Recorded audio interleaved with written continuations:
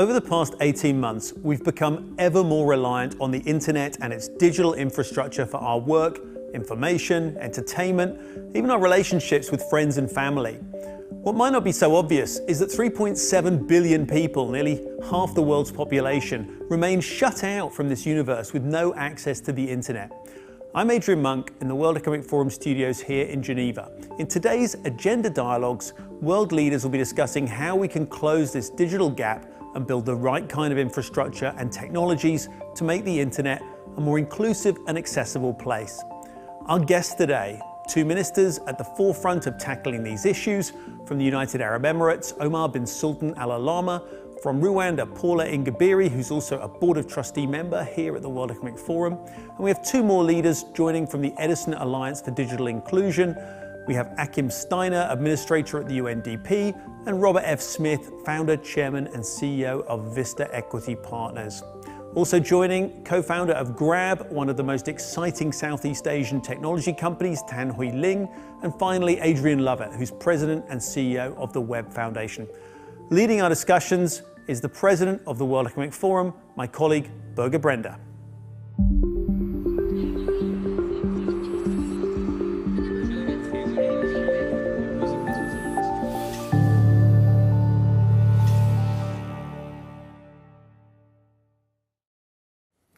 Thank you so much, Adrian. Great to see you all, and thank you for your commitment in connecting the 3.7 billion people that are not connected to the internet. We're discussing, of course, leapfrogging. We're discussing the Sustainable Development Goals, how to eradicate all extreme poverty in the world by 2030.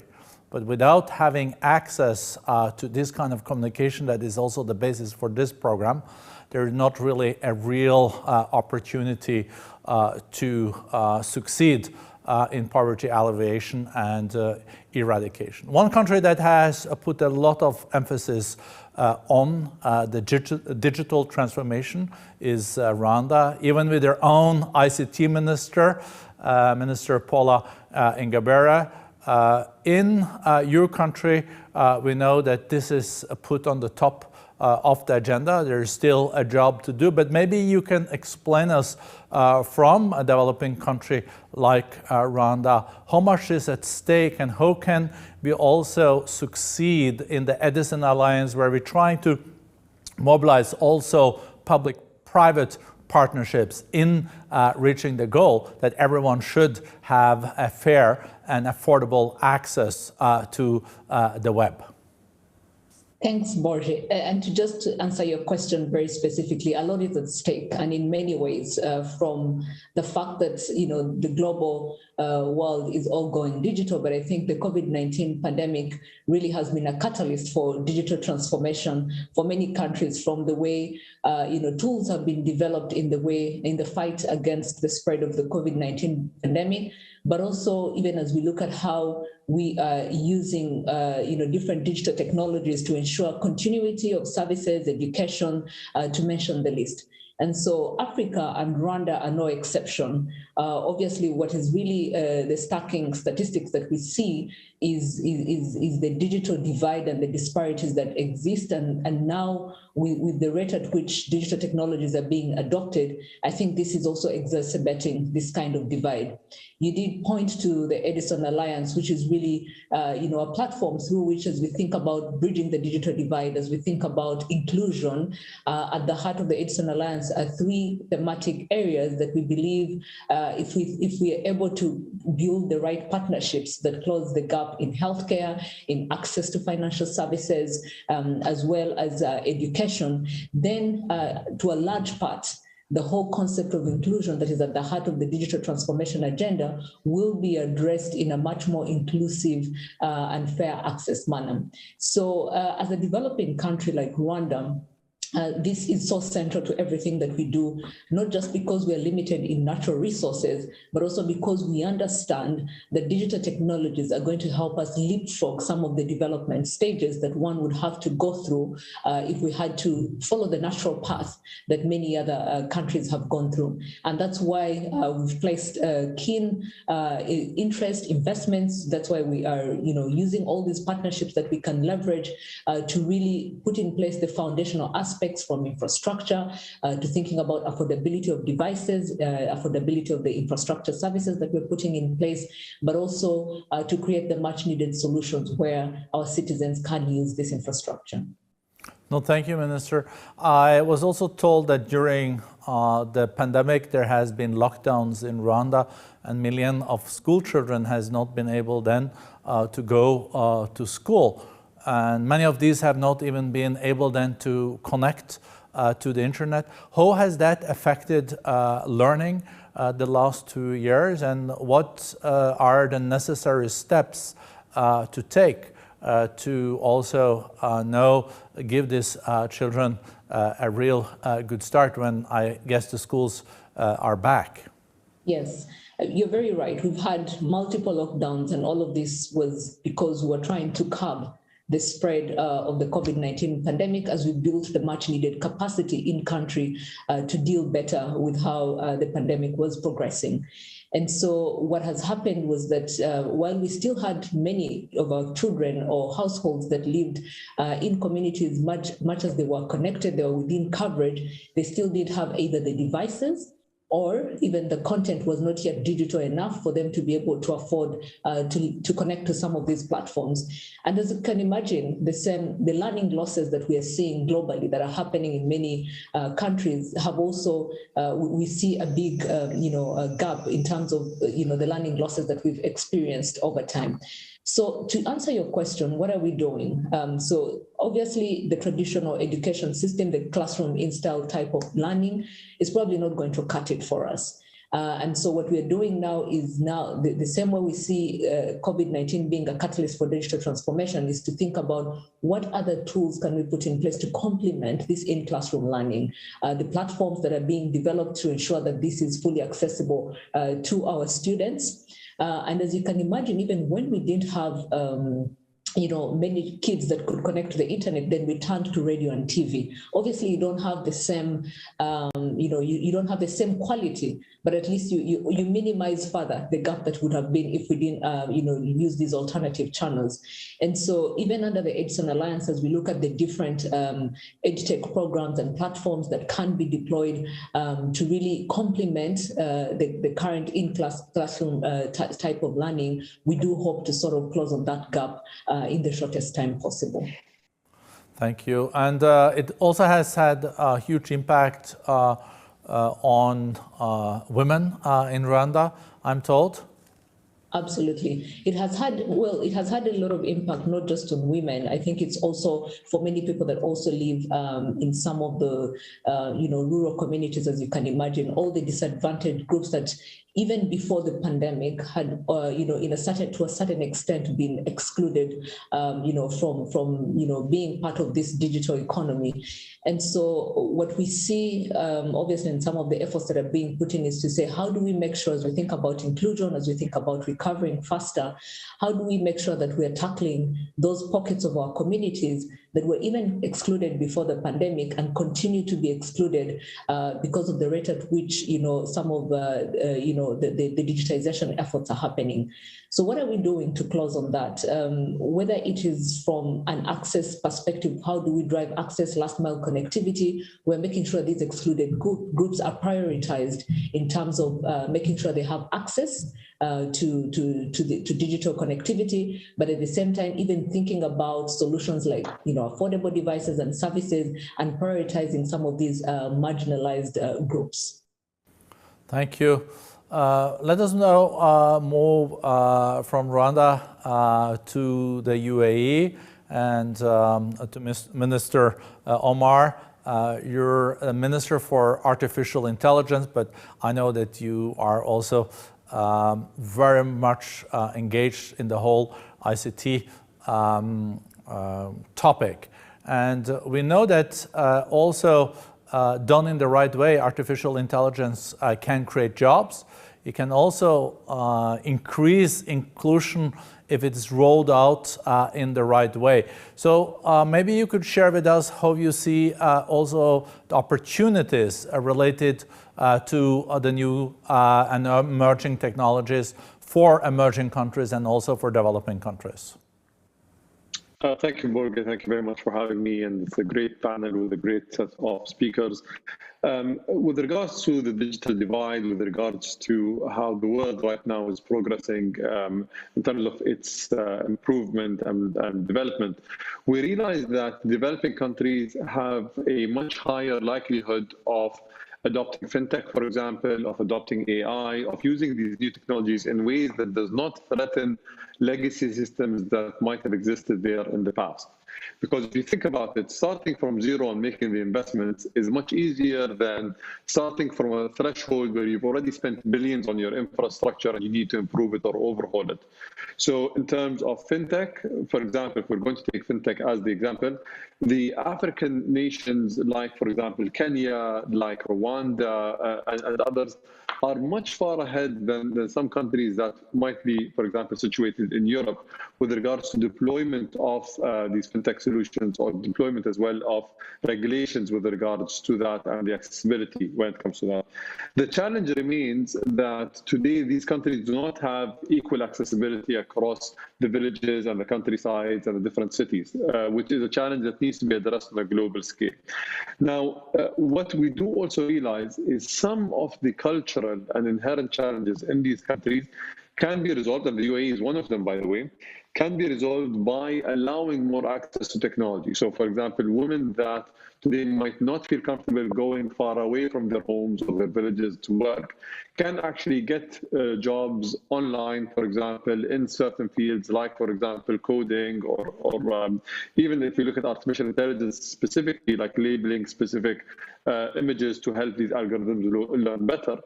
They can get jobs that are more suitable to their cultural requirements. But what hinders them is accessibility to the infrastructure necessary to be part of the digital world.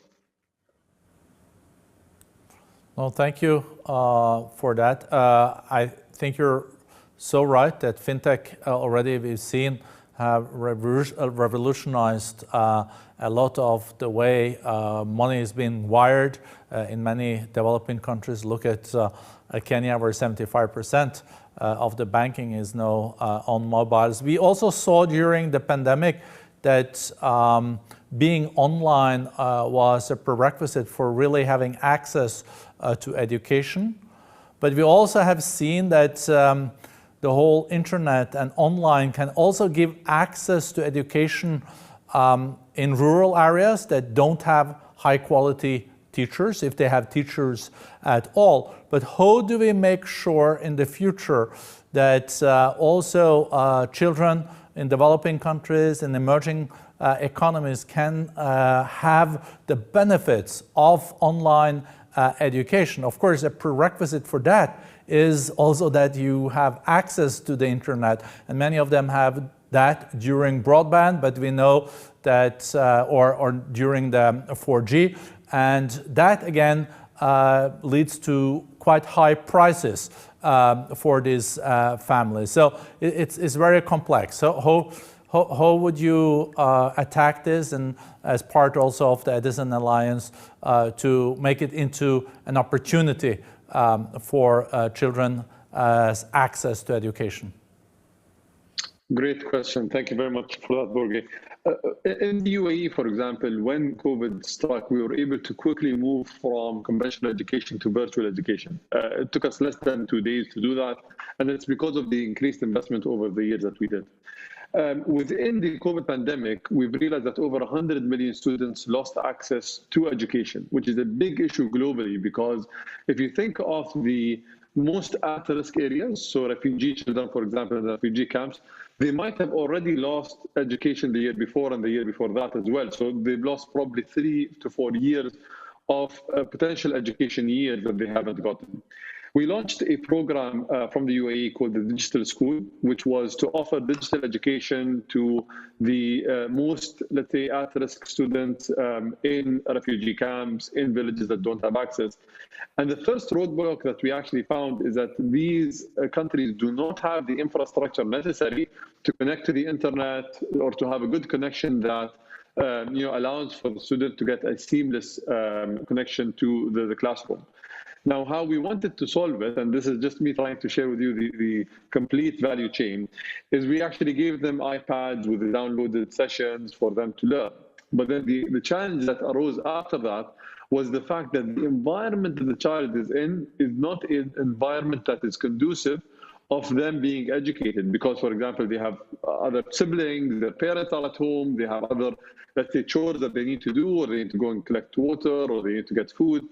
So it's very important for governments to work together to create that environment. A great success story was one that we found in Egypt, where during the pandemic, the Egyptian government decided that instead of giving iPads or doing something online, they actually just streamed the basic education requirements on TV. So there's a channel that you can actually switch on and you can learn English, you can learn mathematics, you can learn sciences. And they did not target specific students. They made it into a lesson that the parents can take, a lesson that the children can take as well. And we've actually tried that model in certain countries and it worked. The most important thing is for us to know that there is no one size fits all for virtual or online education for the whole world. The challenges are different. Some countries have challenges of incentives, other countries have challenges of access, and other countries as well have access of content. They don't have the right content. So what needs to be created is some sort of alliance where we're able to share these best practices. Instead of reinventing content every single time, we just create it once and we give it. Instead of trying to make these mistakes and learn, we actually put all the guidelines and the learned outcomes and share with each other. Well, thank you, Minister. I think this is the right segue into Akim Steiner, the administrator of UNDP. And Akim, unfortunately, during the pandemic, we saw that at least 100 million people were pushed back into poverty, and some of them even extreme poverty. We know that the digital divide is also a part of the future solution, but is also potentially really creating increased inequalities for those that don't have access to broadband and the internet. So here we, of course, look at the Edison Alliance as one of many ways of closing this gap. So share with us your thoughts on this. Thank you, Borg, and a great pleasure to join such a distinguished group of panelists. And just listening to Paula and Omar just now, I think you have brought two countries here that, in fact, well ahead of many others, realize that digital is not only about connectivity, it's not only about infrastructure. And I would perhaps begin by saying it's about making digital inclusion a driving DNA of this digital frontier, because the Human Development Report, and you referred just to this phenomenon that, in fact, our Human Development Report in 2019, when it looked at inequality in the world today, identified two particular drivers that could either create a great deal more of inequality or a significant reduction in inequality. One of them being climate change with all the associated implications, and the other one, interesting enough, was digitalization. Now, it was not a premonition, but I think COVID-19 then taught us very quickly, and we just listened to some of the examples in the education sector, but also in the health sectors, even the functionality of government was premised and in many ways either enabled or compromised by the degree to which digitalization was already part of a national development capacity. And that has led us in UNDP over the last 3 years to think in particular about how do you take a whole of society approach? How do you build a digital ecosystem in which, on the one hand, the entrepreneurial, the startup, the frontier of programming, of technology, of new apps and platforms can thrive, but also how do you ensure that you have a digitally inclusive development process? Because otherwise we will truly leave a generation and a large group of people behind. And I think given the pace of how things are evolving, that is critical. So taking a developmental perspective is very much about understanding how inequality, not just in terms of access. I mean, we already spoke about access to broadband, the cost also of being able to use it being one. But for instance, the education system, is it preparing our school leavers to actually thrive in this digitally enabled economy? Because it is a highly dynamic economy in which very quickly people can establish new platforms. Are we putting a financing system in place that allows particularly that group of entrepreneurs that normally in the financial world are not the favorite first line client, namely the startup, the young people who have an idea and want to experiment? Can governments work with the finance sector to create a financial system that is conducive to that? And so the examples go on. And I think we very much view, I think, the lessons out of COVID-19, Borge, as being reflected also in the Edison Alliance. I mean, there we have now 3 themes that we are homing in on: financial inclusion, education that we have just spoken about, and health. And I think we saw during the pandemic, and I found many examples so fascinating in Bangladesh, setting up a telemedicine platform with 3,000 trained medical professionals that were able to reach literally hundreds of thousands of people for consultations online who could not get to a doctor in the midst of the pandemic. These are, truly shortcuts that leverage technology, sometimes to the benefit of the poorest or most vulnerable in our community. And I think that DNA of building a digital ecosystem is very much where we also as UNDP see our role in the coming years, not by inventing it somewhere in the laboratory, but by drawing precisely on the examples that we just listened to from Rwanda, from the United Arab Emirates, and indeed virtually every country that has become a lab of experimentation right now, under duress, but nevertheless with important lessons. No, thank you, Akim. I was just reflecting on the situation now on the fiscal side. We have globally launched $14 trillion in fiscal stimulus. Hasn't happened since the Second World War. 2% of this fiscal stimulus has gone to developing countries.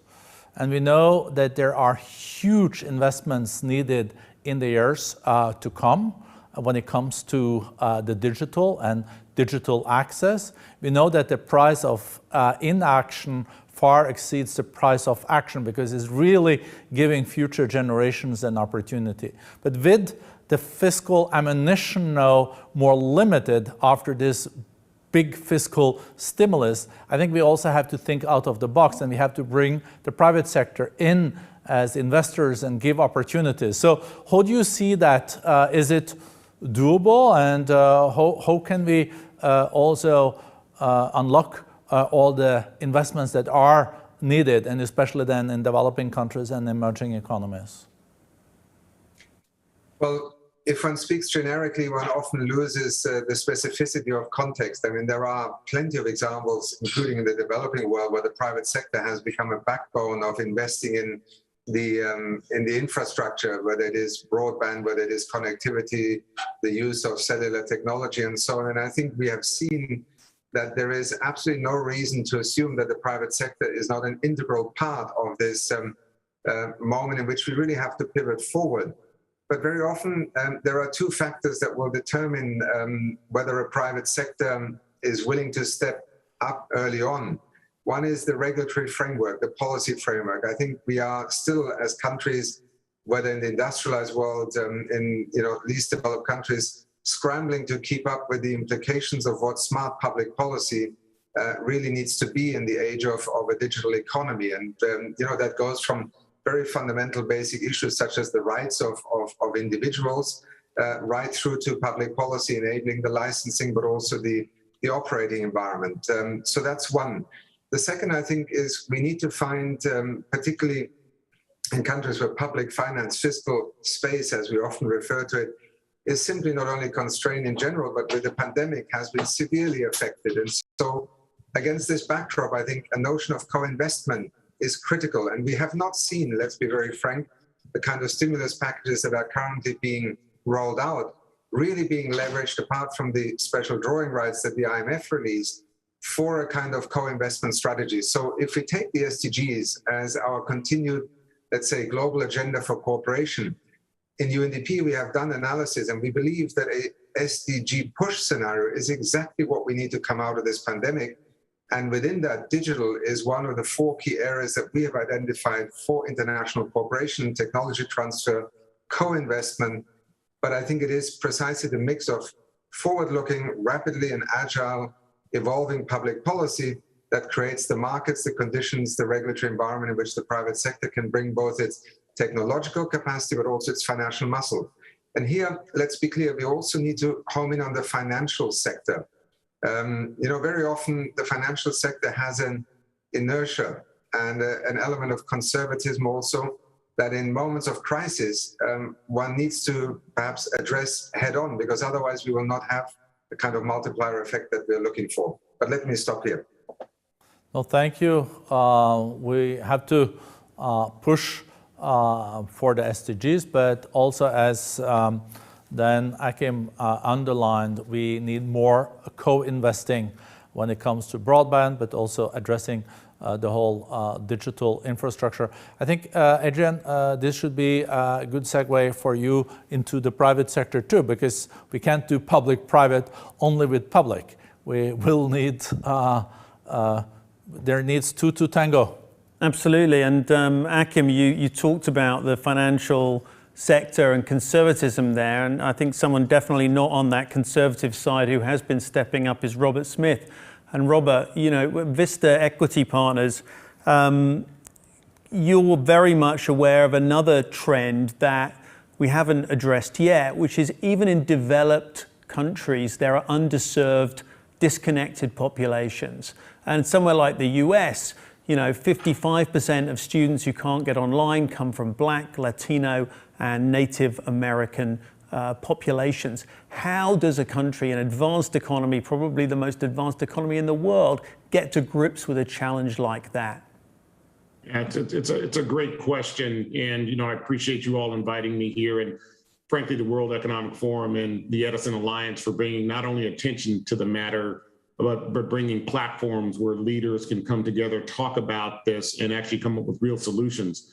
I'm reminded over 2 years ago in our last in-person meeting, I had a fireside chat with Chuck Robbins at Cisco. And as we talked about these issues, really started thinking about how do we address them? How do we as business leaders work together and invite the public sector to work with us to solve these problems? What we have in America is and what we're seeing, and the pandemic brought it forward, is decades and generations of social and economic injustice that has hit these Black and brown communities pretty dramatically. I think about, what we are addressing today. 82% of the historically Black colleges and universities are actually in broadband deserts. So if you start thinking about, this is the group that educates the vast majority of African-American engineers and judges and lawyers and doctors, whereas the institutions that are actually sitting in broadband deserts. So as part of one of the initiatives that we launched, the Student Freedom Initiative, Cisco, through Chuck's leadership, as well as with ABC Technologies, has actually now committed to building out the infrastructure for each and every of the HBCUs at no cost to them, building a 4G capacity and bringing cybersecurity envelopes around them to protect part of the federal funding, but also enable that student body of over 300,000 per year students to now have access to broadband, 4G, and in some cases 5G capabilities. So that was the first initiative. The second initiative that came out of that is the Southern Communities Initiative, in which we've now partnered with BCG, Rich Lesser there, and Dan Schulman over at PayPal, to now build digital infrastructure across 6 southern cities. And if you look at the 100-mile radius around those cities, that encompasses 50% of the African-American population. And in that context, we're building an extensible capacity, not only in delivery broadband for education, but also for telemedicine. Minister Omar Alaman talked about, the investments that are required in utilizing artificial intelligence to actually bring telemedicine capacity into these communities. Well, that you have to make those investments. Certain countries like the UAE have made those investments, and now we are embarking upon and engaging U.S. corporations to work with the public sector to now build that infrastructure. And we can deliver telemedicine solutions, education solutions, and banking infrastructure. 70% of African American communities actually don't have a branch bank. So modernizing that banking community and then bringing capital into that infrastructure is what will create an inclusive opportunity for the small to medium businesses there to actually thrive, gain capital, employ people, train and develop the community so they can actually move forward in this digital economy. Robert, some great examples there. Just want to bring Adrian Lovett in from the World Wide Web Foundation. Adrian, we've talked here about the opportunities for public-private collaboration. Are there examples from your knowledge, looking across the whole global scene, of really effective partnerships? And can you perhaps explain to us how they've worked and what we can learn from them? Yes, thanks, Adrian. And Borge talked about us going into the private section and it taking two to tango. Of course, from the Web Foundation's point of view, we're the third arm. So if three's a crowd, I'm pleased to be part of this crowd, and thanks for enabling us to have this conversation. The answer to your question, Adrian, yes, there's been some terrific examples, and the one I would point to in particular would be the way companies and civil society, and increasingly governments too, have engaged under this framework of the contract for the web, which Tim Berners-Lee, the inventor of the World Wide Web, our founder here at the Web Foundation, introduced a couple of years ago, which sets out a set of principles, and then underneath those principles, a set of very concrete actions, a to-do list, if you like, for the web we want. And a very specific early output of that framework was what we saw just a couple of months ago coming out of the Generation Equality Forum, the crucial event that happened in early July. And where we saw, among many other commitments, we saw a set of global tech companies, 4 companies that are responsible for the largest tech platforms, take a set of steps, a set of commitments that they made to reduce the levels of online gender-based violence and abuse and harassment towards women and girls online. Now, that came out of a partnership approach that was actually about 14 months of co-creating policy options and solutions, bringing together representatives of those companies, those in government and responsible for regulation, and crucially, the voices of those who have experienced that negative impact of violence and abuse online, and those who advocate for them. They came together and co-created those solutions. So I think that is one example of the kind of partnership that you're talking about. But I think, if I may, Adrian, add another key piece that is crucial for the credibility of this kind of partnerships, and it's been alluded to a little bit by Achim and others. In the end, we have to come to a partnership around resources as well. We've talked in this conversation about the need for true connectivity, meaningful connectivity that puts inclusion first and brings everybody to the opportunities and the benefits of the internet and the World Wide Web. We know that costs something, and our own calculations suggest that's about $428 billion of additional investment over 10 years to provide everyone with a quality broadband connection.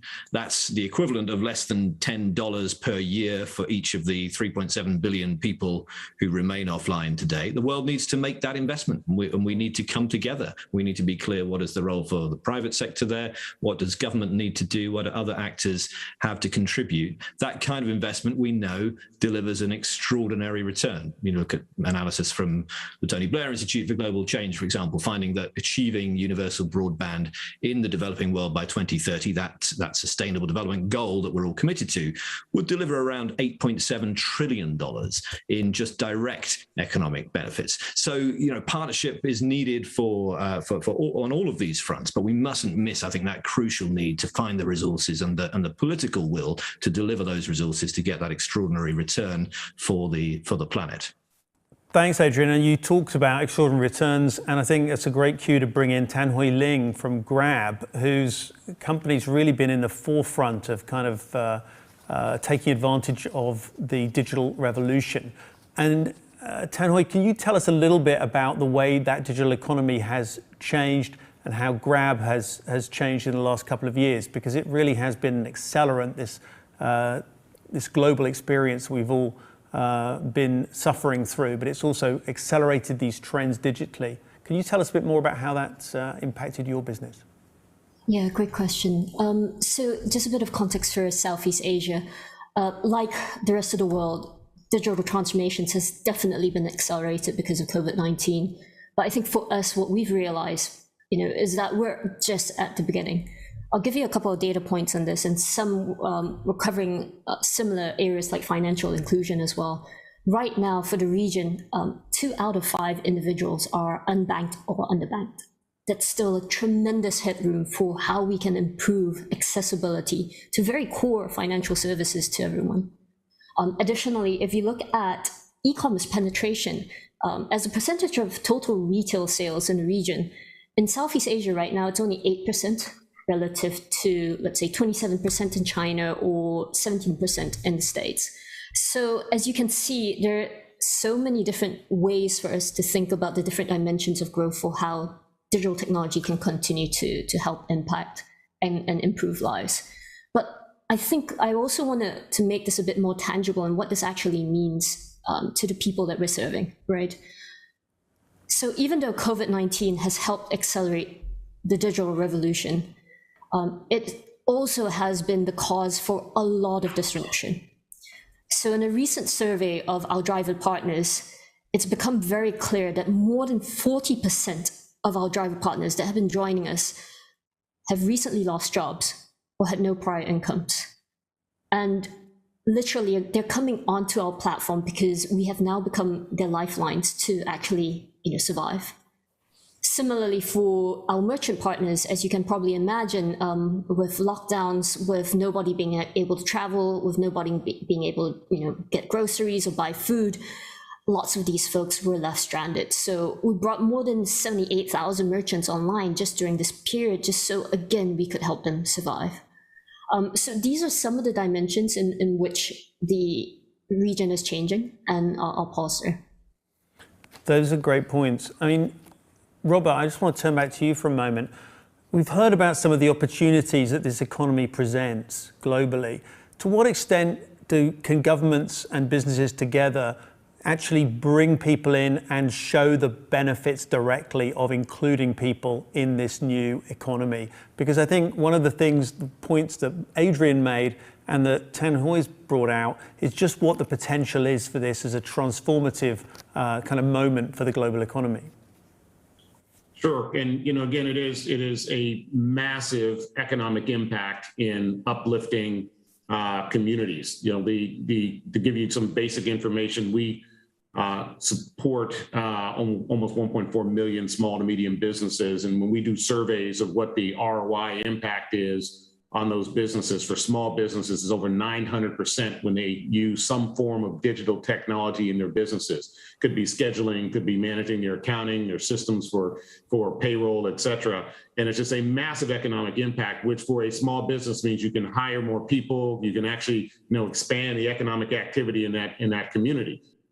This is information that's widely known. Now, the question is, how do we get, the large corporations and who have this technology, this capability to actually focus on those communities? And part of it is, one of the things we did with the Edison Alliance is came up with a guidebook for digital inclusion and bond financing. These corporations can now issue bonds. We've given templates and guidelines, and the Edison Alliance and all the partners here have been very helpful in with my team pulling this together. And in essence, we've seen MasterCard now issue, for instance, $600 million in these bonds. We've seen Bank of America about $2 billion in bonds. So every large corporation should now start to issue these bonds and then direct them towards the digital enablement of each of the communities that we're speaking about. That is a very effective way to meet some of the sustainability goals of the corporations and also create massive uplift in the economic opportunity of those communities. So the data is there, the real-time experience, the infrastructure is there. Now we just need to drive capital and wherewithal and tighten up that partnership. One of the things the government can also do, quite frankly, is in private sector or public sector, is think about how they can help manage affordability of access. One of the challenges I hear from the carrier providers is, sure, we see that community, but it isn't necessarily one that can afford a lot of the, the broadband services. So I think we need to actually, work more closely together to figure out affordable methodologies for delivering this broadband that's sustainable over decades in those communities, so that those communities aren't starved out because of access to capital to leverage these new technologies. Thanks for that, Robert. Ministers, I mean, you're both of you really on the sort of cutting edge, as Borja mentioned, of governmental engagement with these technologies. Sometimes, we've seen almost a leapfrogging taking place as adoption has happened faster, quicker. We think about drone rollout in Rwanda, where you've really been a pioneer. The UAE reinventing itself really as a kind of 21st century hub for all things digital. Are there places where you think this kind of investment offers an opportunity for developing economies to leapfrog and take a place right in the front rank of the digital revolution? And maybe I can turn first, Minister Omar, to you. Thank you very much for a great question. Actually, with regards to improving the digital infrastructure for a country, you do create economic output from it that actually leads to better economic conditions within the country, more jobs being created. And a great job, if you look at the African countries that are more developed from an infrastructure perspective, you do have more jobs being created on the ground. You do have more startups that are able to scale beyond borders. And also there's more international foreign direct investment coming into either these countries or into the companies themselves. So the economics of this works. And I think the case for it is proven and it's quite clear. The challenge is getting to that stage where you have enough people that understand the impact and the potential, and you have the right infrastructure to be able to build all these systems on top of them. A great example of this is India, by the way. So the UPI system that India created 10 unicorns that are in the fintech space. And today there are probably tens or hundreds of companies that are not unicorns, but are going to grow to that level, that are either creating complementary services or themselves are becoming champions. And some of the solutions that we're seeing in India do not exist anywhere else in the world. So the play is there. What I think needs to happen is countries need to actually go and support as foreign aid or even foreign direct investment in other countries. So you see the UAE, for example, is investing a lot in certain developing countries with regards to putting renewable energies, photovoltaic panels in countries, whether it's in Africa or in Eastern Europe or in Uzbekistan as well. There are a lot of investments happening there. And from an investment perspective, it works. I don't think it's just charity or not just giving them the technology. It's actually a great investment that pays back dividends. So if we can work with the private sector to put the business case there, because the private sector is what is going to convince the people who are able to invest to actually invest, we will be able to convince those investors to go and do it. But I think that this does require some sort of unified effort from both governments and the private sector to make it happen. Thanks, Minister. Mr. Ngaberi, I mean, are there areas that you think, we've heard from Robert about some of the places where even in developed economies, we need real efforts to get digital inclusion moving. Are there places where in developing economies that there are lessons that can be adapted to even the most developed economies? Are there examples you have where you think this is something that other people should be doing and advancing on?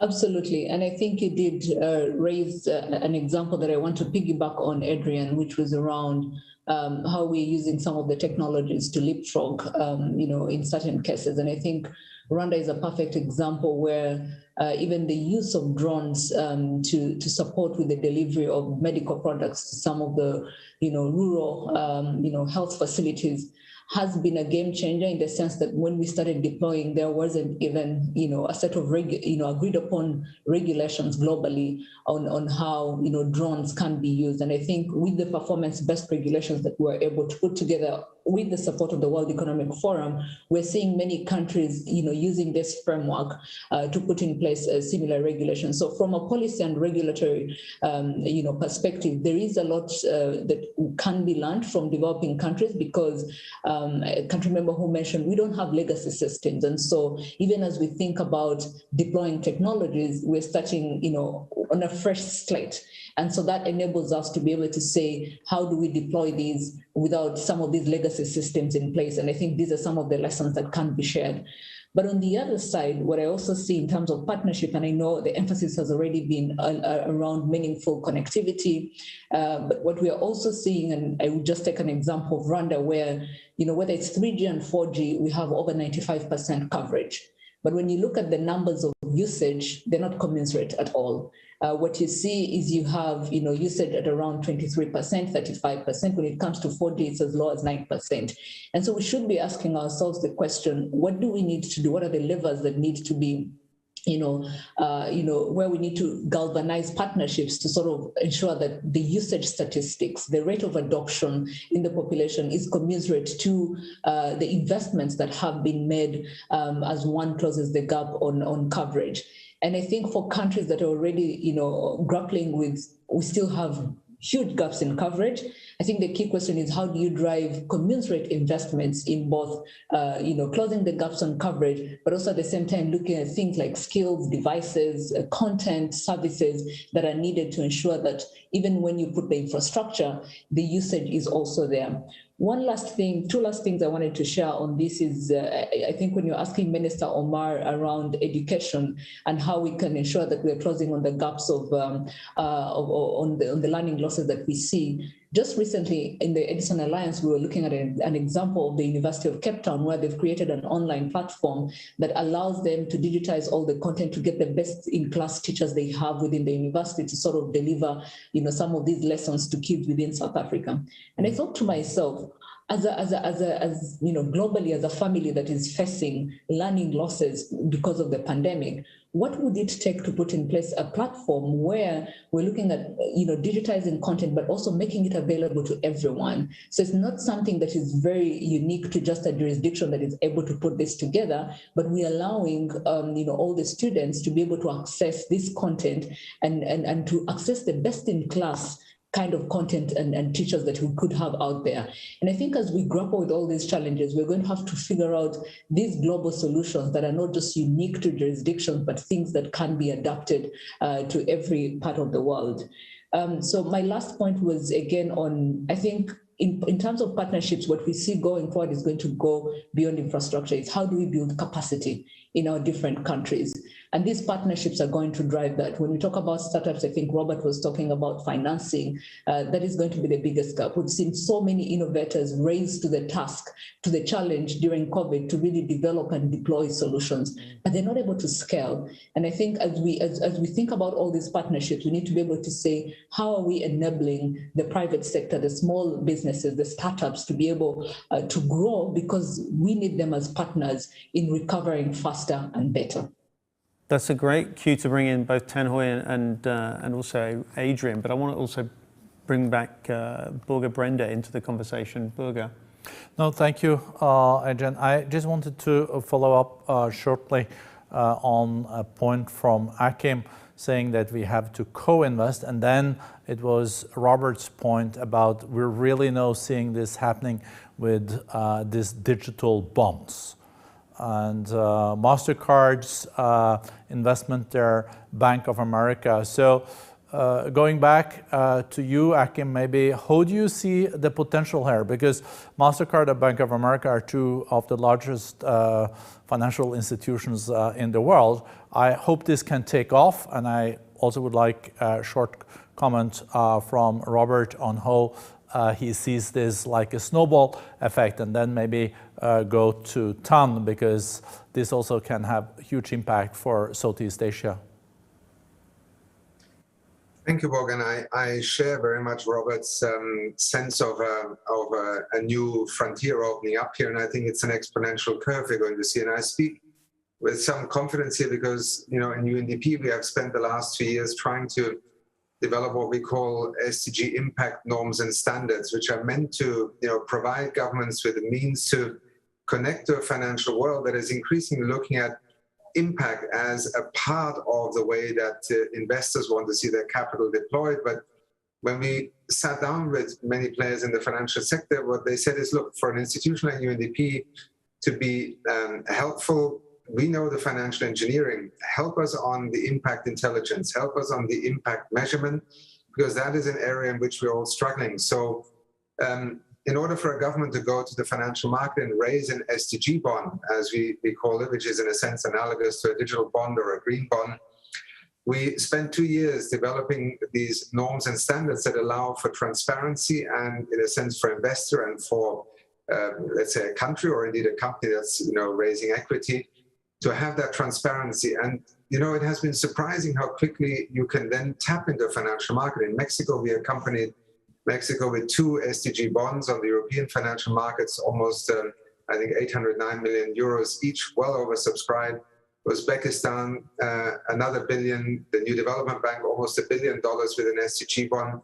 And, this is not unique, but I think we're seeing a financial ecosystem leveraging, if you want, a public policy or a public good agenda into a financially investable proposition. And I think in that sense, I fully share Robert's sense. I think we have to mature this platform because it's still nascent, but the exponential potential, I think, is enormous. And this is one way in which we can achieve something. Back to Paula's point, I think, as we often do in the way folks, and I'll finish with that, Paula, very quickly, there is sometimes this notion, can the private sector do it better? Can the public sector do it better? I think in a moment like we're finding ourselves in right now, that is the wrong question. It's how one can actually enable the other to be either more relevant, more functional, more significant. And in that sense, I think the SDG bonds is a very interesting example, or indeed digital bonds or green bonds. So with that, back to you. Maybe a short comment from you, Robert, on this. Sure, I agree. I think Achim hit it exactly on the head. It's how do we, do this together? As I understand it, these SDG and ESG bonds now are over almost $500 billion. And, part of the opportunity there, which we've, I think, outlined, is there's a framework now for issuing these bonds. There's a framework for the use of capital. There's a return associated with that use of capital that has multiple benefits, not just the financial benefits, but the economic benefits for the communities and companies and countries that this capital is directed towards. And so part of it is, that the treasuries and large institutions of government should also be, buyers of these bonds, and not just the pension funds, et cetera. And I think that's another way that you can create that exponential support of these initiatives, but letting the corporations actually, direct, specifically how they know these bonds can be, that capital can be directed towards, the areas of healthcare and financial inclusion and digital enablement and education specifically. So I think, that's where that public-private partnership is so important to come together. No, thank you. I'll leave the moderation back to you, Adrian. I just wanted, before you go to Tan, to also say that I think Adrian had the other Adrian, Lovett, had a very good point. He referred to this takes 2 to tango. What he was really saying, it takes 3 to tango in this field. We need business, the public with governments, but also the civil society and all the other organizations, including the universities, to move together. But over to you, Tan, and then Adrian. Yeah, so I think from Grab's perspective, because we are very much on the private side, so I'll frame the question on how we think about what is our role in solving this very complex problem, right? We have always started with our roots of being a social enterprise, whether it's from, initially trying to solve safety problems with the taxi industry in Malaysia, and now whether it's financial inclusion or even just helping individuals earn an income and get access to food during times of lockdown. That's the role that we've always been trying to play. So for us, it's more, how do we create products and services that are most needed by the users that we serve using technology and in collaboration with the governments that we are partnering with, as well as other companies that we're partnering with. So I'll touch a couple of themes on this, because when we think about what is most important when it comes to the kinds of products and services that we're thinking of, we usually think about accessibility, equality, and affordability. And I'll give some simple examples just with some recent products that we've been launching and developing for our region. When you think about insurance right now in the States or any developed market, you think about huge, chunky annual payments. with technology and for specifically developed markets, what we've been able to do is actually create microinsurance, where, for example, our driver partners are able to pay as little as 10 cents per trip that they provide to aggregate and accumulate up to a long-term critical illness insurance. And this is really, really important, because if they did not have access to these microloans, microinsurance, micro savings programs, it would not have been something that they would have considered affordable for them, because it was scary. These big $1,000, $10,000 payments are very, very scary for them, especially when they're living hand to mouth each day. So that's one example. Secondly, when it comes to equality, I'll talk a lot about maybe the inequality that's happening with this transformation.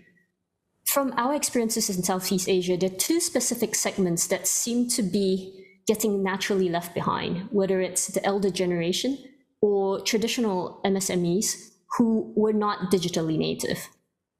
And for us, this is where things like collaborations with the government partners that we work with are really, really critical. So for example, in Singapore, we actually have been hosting a bunch of digital clinics at local community centers, where there's a high population of elderly, where we help them actually figure out how to use different digital technologies, or even get accustomed to digital payments and e-wallets like our GrabPay service. And the next one, and just in a different country, Malaysia, same region, but very different user profile. We partnered with the government of Malaysia in a recent program where it's called ePenjana. They were trying to distribute financial relief during this difficult times to as many citizens as possible. And they knew that doing it via digital wallets was really important, because it is the future. It is more efficient, it is better, it's safer, and they wanted to partner with companies like us so that we could reach the scale that they were hoping for. And we were able to make it work really well, because with this program, we actually saw 4 times greater participation amongst seniors, right? So I think for us, the most important thing is we continue to think about problems of what are the most important problems that our users need, particularly for the mass market, particularly for the underserved. And then how do we work together with the governments that we're here hand in hand with, taking this journey with? Because ultimately, that is the most important role for us to play. Tan, thank you very much. We're drawing to a close. I just want to give the very quick final word to Adrian Lovett from the Web Foundation. And Adrian, from everything you've heard, we've heard an incredible array of different initiatives from literally every corner of the globe. How optimistic are you that we can really make some progress on this digital inclusion agenda in the next year or so? I think we have to be optimistic based on all that we know the internet can do, the web can do, and that partnerships in support of the web can achieve. And those incredible stories that Tan was just telling of impact.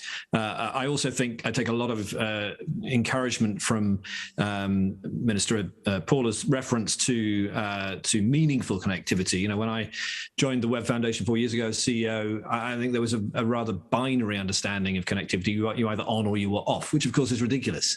The person who only gets on through an internet cafe once or twice a month with a very dubious connection is a completely different experience for them than those of us who have multiple devices always on 24/7 and so on. And yet we're both counted, both those people are counted as connected, and yet meaningful connectivity means access every day. Access through a smartphone or a computer, access through a 4G or higher connection, and so on. And of course, as Minister Paula said, with the digital skills and with the relevant content that makes sense to each of us in our particular context. So I do feel encouraged, I do feel hopeful, and I think we've got a more full and sophisticated understanding of what connectivity really means, and also a bit of a sense of the path for finding the resources and the political will and the partnerships to actually achieve it. Adrian, thank you very much. From here in Geneva, it's a huge thank you to all of you for joining us, and to all of our guests. Many thanks from myself and my colleague, Birger Brenda. Have a very good rest of your day. Thanks for joining. Thank you.